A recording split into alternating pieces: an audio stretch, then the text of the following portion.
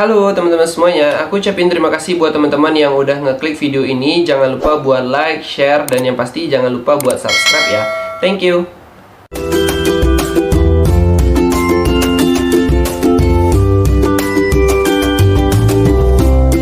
Mengatur keuangan ala milenial itu sebenarnya bisa dilakukan oleh siapa saja, dan terutama di sini aku bakal bahas memberikan tips buat teman-teman yang masih pelajar maupun yang mahasiswa. Jadi sebenarnya teman-teman, mengatur keuangan itu adalah sesuatu perilaku yang sangat positif untuk memberikan kita keuntungan dalam jangka panjang.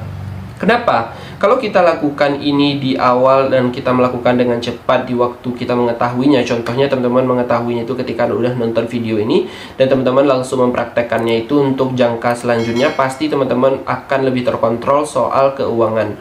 Kenapa? Misalnya nih, mahasiswa yang menerima uang per bulannya itu 2 juta, teman-teman bisa menyisihkan keuangan teman-teman atau memberikan pos-pos keuangan teman-teman agar bisa lebih terkontrol dan lebih baik. Contohnya nih, dalam 2 juta misalnya teman-teman silakan sisihkan untuk kebutuhan sehari-hari berapa dalam jangka 1 bulan.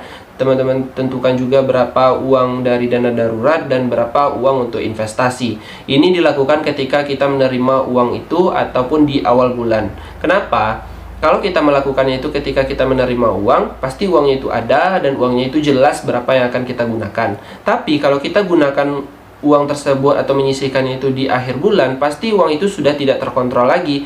Uang tersebut sudah habis tanpa kita mengetahui berapa keperluan kita dalam kebutuhan sehari-hari, dan dana darurat pun menjadi lebih sedikit, dan nabung dan investasi pun jadi lebih sedikit. Itu adalah tindakan yang salah ya teman-teman.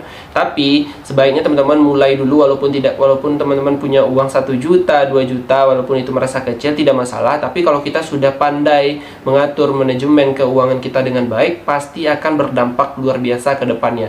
Silakan teman-teman buktikan mulai hari ini juga dan lakukan hal-hal positif tersebut agar kita bisa menghargai keuangan kita bisa membantu di masa depan kita. Misalnya nih, kita tidak tahu kan masa depan kita seperti apa, tetapi kita sudah menghargainya dengan memiliki uang dana darurat dan investasi. Setidaknya pasti akan membantu kita di kemudian hari. Misalnya kita butuh dana yang banyak, tetapi kita tidak ada di tabungan sehari-hari, tapi kita memiliki dana darurat ataupun dana investasi yang banyak, sehingga apa keperluan kita yang mendesak itu bisa dibantu oleh dana darurat ataupun investasi kita tersebut. Jadi itulah kenapa kita harus memanajemen, mengatur keuangan kita agar kehidupan kita ke depannya jauh lebih baik teman-teman.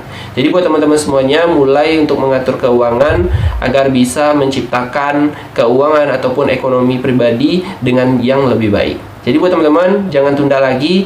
Yang udah nonton video ini, praktekkan hari ini juga agar kita bisa sama-sama menjadi lebih baik. Semangat untuk kita semua. Semangat!